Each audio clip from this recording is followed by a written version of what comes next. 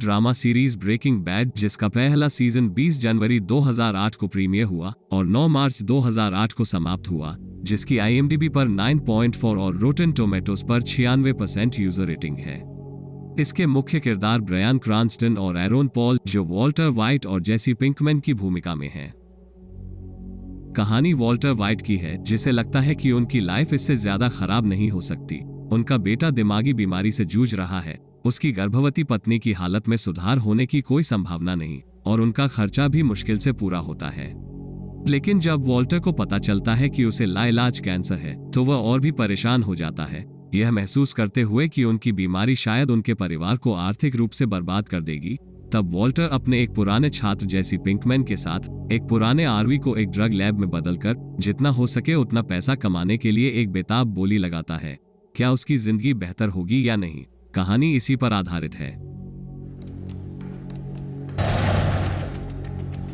Episode 1 की शुरुआत एक फ्लैशबैक के साथ होती है, जहां एक आदमी RV को हाईवे पर गलत तरीके से चलाता हुआ दिखाया जाता है, जिसकी साथ की सीट पर एक अन्य व्यक्ति बेहोश और पिछले हिस्से में 2 बॉडी पड़ी हैं। RV को एक गड्ढे में दुर्घटनाग्रस्त करने के बाद चालक बाहर निकलता है, अपनी शर्ट पहनता है, फिर एक वीडियो कैमरा और बंदूक निकालता है। कैमरे पर रिकॉर्ड करते हुए वो खुद को वॉल्टर वाइट के रूप में जाहिर करता है और अपनी पत्नी और बेटे के लिए एक विदाई संदेश रिकॉर्ड करने लगता है, क्योंकि दूर से पुलिस सायरन की आवाज सुनाई देती है। वॉल्टर सड़क पर आता है और हाथ में बंदूक लिए हुए पुलिस का इंतजार करने लगता है। सीन फिर 3 हफ्ते पहले मुड़ता है, जहां अपने 50वें जन्मदिन पर वॉल्ट सुबह उठता है और दीवार पर लगी एक तख्ती को देखता है, जो कि नोबेल पुरस्कार जीतने वाली एक रिसर्च में उसके योगदान की याद में है। नाश्ते में उनकी गर्भवती पत्नी स्काइलर उन्हें अंडे की एक प्लेट सौंपती है। वॉल्ट अपने विकलांग बेटे वॉल्ट जूनियर के साथ मजाक करता है, जो वेजी बेकन के बारे में शिकायत करता है। बाद में वॉल्ट अपने बेटे को हाई स्कूल में छोड़ देता है, जहां वॉल्ट खुद भी केमिस्ट्री टीचर के रूप में काम करता है। स्कूल के बाद वॉल्ट दूसरी शिफ्ट में कार वॉश का काम करता है।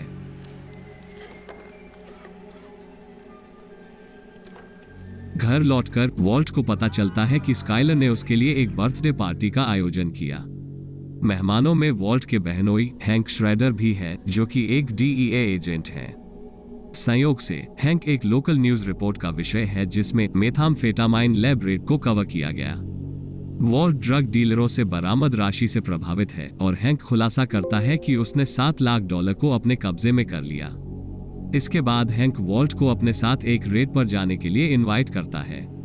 अगले दिन कार वॉश में काम करते समय वॉल्ट अचानक गिर जाता है। अस्पताल में डॉक्टर द्वारा वॉल्ट को पता चलता है कि उसे 3rd स्टेज का कैंसर है और उसके पास जीने के लिए कुछ और साल हैं। कार वॉश में लौटने पर जब उसका बॉस उसे कारों को अच्छे से पोंछने के लिए बोलता है, तो वॉल्ट उस पर भड़ककर चिल्लाते हुए कार वॉश से बाहर निकल जाता है। आगे हैंक के प्रस्ताव को स्वीकार करते हुए वॉल्ट हैंक के साथ ही स्टीवन गोमेज के साथ एक ड्रग रेड में शामिल होता है। हैंक और Gomez local dealer captain cook की एक मैथ लैब पर छापा मारते हैं, जबकि वॉल्ट कार में बाहर इंतजार करता है। वहां अचानक से वो जेसी पिंकमैन नाम के अपने एक पूर्व छात्र को पड़ोस के घर की खिड़की से भागते हुए देखता है।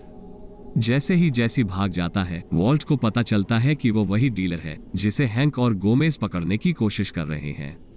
बाद में उसी रात वॉल्ट जेसी के घर जाता है और उसे उसके साथ पार्टनर बनाने के लिए ब्लैकमेल करता है। वॉल्ट जेसी के ड्रग डीलिंग नॉलेज के बदले केमिस्ट्री में अपने नॉलेज की ऑफर को पेश करता है। वॉल्ट अपने हाई स्कूल से उपकरणों से भरे बक्से को चुराता है, जबकि जेसी एक इस्तेमाल किया हुआ RV खरीदने की व्यवस्था करता है, ताकि उसे चलती फिरती मैथ लैब के रूप में इस्तेमाल किया जा सके।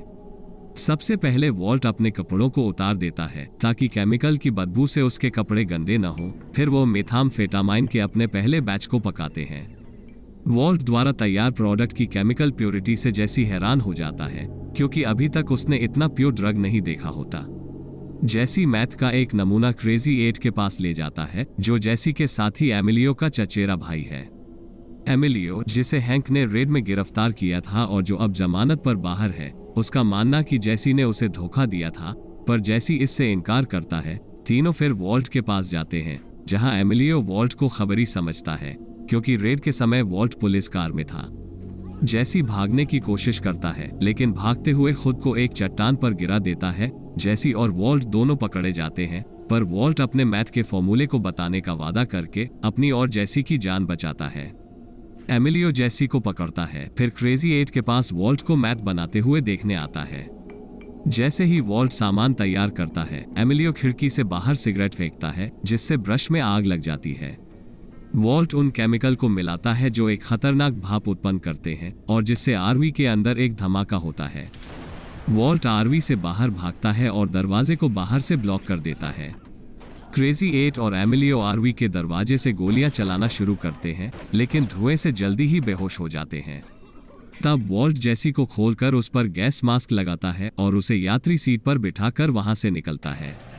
फिर हम फ्लैशबैक से वापस आते हैं, जहां सायरन की आवाज बंद होने के साथ वॉल्ट खुद को गोली मारने की कोशिश करता है। हालांकि वह जल्द ही महसूस करता है कि वो जो सायरन सुन रहा है वो पुलिस की कारों से नहीं आ रहा, बल्कि आग बुझाने वाले फायर ब्रिगेड के ट्रकों का है। वॉल्ट अपने अंडरवियर के पिछले हिस्से में बंदूक छिपाता है, जबकि जेसी काली आंख के साथ बाहर आता हुआ दिखाई देता है।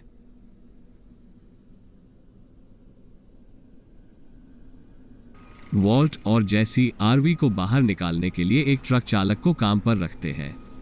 बाद में एमिलियो और क्रेजी 8 के शवों से निपटने के बाद दोनों अपनी आपराधिक साझेदारी को समाप्त करने को सहमति बनाते हैं।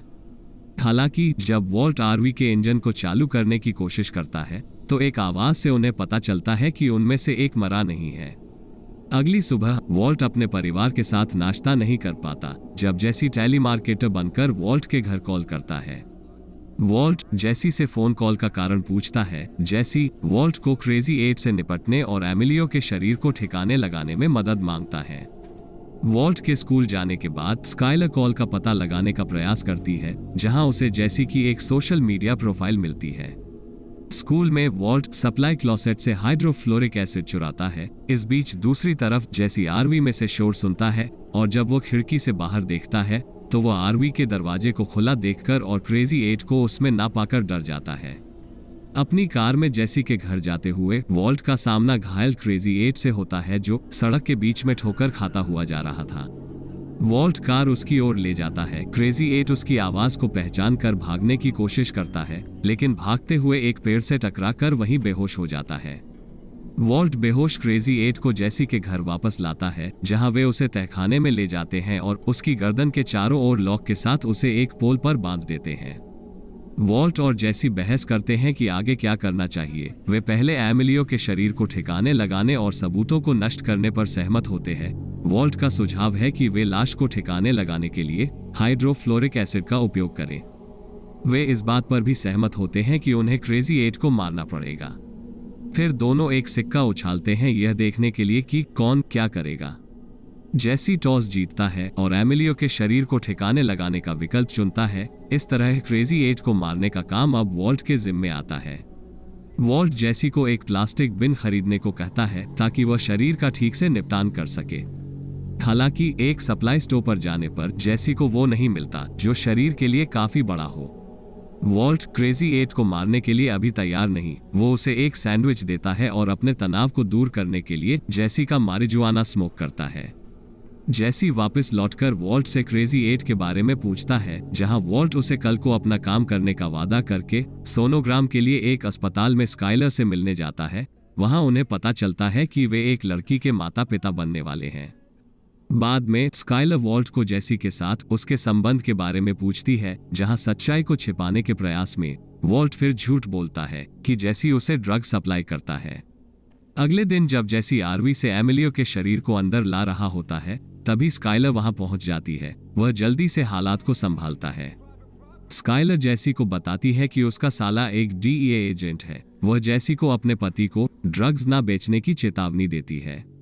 स्काइलर के जाने के बाद जेसी एमिलियो के शरीर को उसके दूसरी मंजिल के बाथरूम तक ले जाता है और गैस मास्क पहनकर हाइड्रोफ्लोरिक एसिड के साथ बाथटब में शरीर को गलाने की कोशिश करता है। वॉल्ट जेसी के घर आता है तो जेसी उसे स्काइलर के बारे में बताता है और कैसे उसने एमिलियो के शरीर को बाथटब में ही गला दिया। यह सुनकर घबराहट में वॉल्ट बाथरूम के नीचे हॉलवे में जाता है, जहां बहता हुआ लिक्विड दिखाई देता है। तभी छत गिर जाती है और उसके साथ बहुत सारा गाढ़ा खून और एमिलियो का आधा गला अवशेष होता है। वॉल्ट जैसी की ओर मुड़ता है और कारण बताता है कि उसने किस लिए एक प्लास्टिक कंटेनर के लिए कहा, क्योंकि हाइड्रोफ्लोरिक एसिड प्लास्टिक को छोड़कर ज्यादातर चीजों को गला देता है। सीन वापस उनके ड्रग बनाने वाली जगह पर मुड़ता है जहां हम कुछ बच्चों को खेलते हुए देखते हैं। उनमें से एक गैस मास्क उठाते हुए दिखाया जाता है।